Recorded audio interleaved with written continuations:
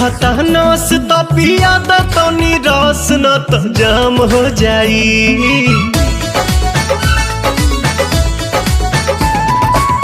सुखता नस त पिया द तनी रस न त जाम हो जाई, न त जाम हो जाई। ए राजा चलो ना पिपरवा के तरवा ओही जे सारा काम हो जाई। ए राजा चलो ना पिपरवा के तरवा ओही जे सारा काम हो जाई। जानी बात टरकाव यही लागे ढरकाव रानी अजूरी में उठावा के पानी। बड़ा तेज पट धूप से भरा जाए रूप देखो काहे में फंसी जवानी। राजा चलो ना पिपरवा के तरवा ओही जे सारा काम हो जाई। ए राजा चलो ना पिपरवा के तरवा ओही जे सारा काम हो जाई।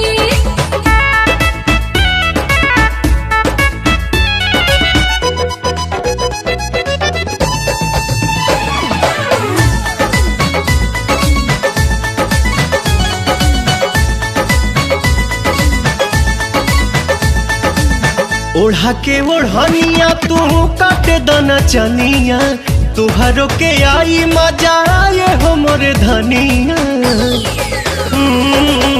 ओढ़ा के ओढ़निया तू काटे दना चनिया, तुहरो के आई मजा आए हो मोरे धनिया। नशा में नतीजा कुल बिगाड़ देबो हो, सारा इज्जत के बेइज्जत में लसार देबो हो। कहीं इतना डेरालू तू तो झूठे अगर आलू रानी कहतानी बात हम सही। इह खेलबो जो खेलबानी हमनी अकेले देखे गहुआ के लोग का कही। राजा चलो ना पिपरवा के तरवा ओही जे सारा काम हो जाई। ए राजा चलो ना पिपरवा के तरवा ओही जे सारा काम काम काम हो जाई।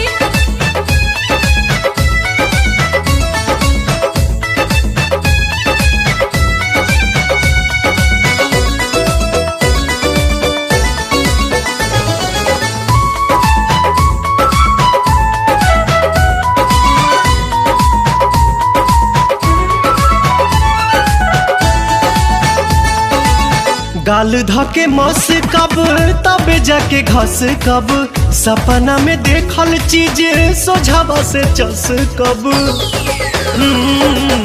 गाल धके मस कब तबे जाके घस कब, सपना में देखल चीज सोझावा से चस मोरे कब। सोना मोरे हीरा तू तो बड़ा पगलाइल लागे मना मना बात कुली खोला मत फाइल। बाटे खड़ा दोपहर मन मारता लहर रानी मनवा के कोई से मनाही। छोड़ जाए दाए जाने चल खइला ने मन अब कहिलो न जाता नहीं। राजा चलो ना पिपरवा के तरवा ओही जे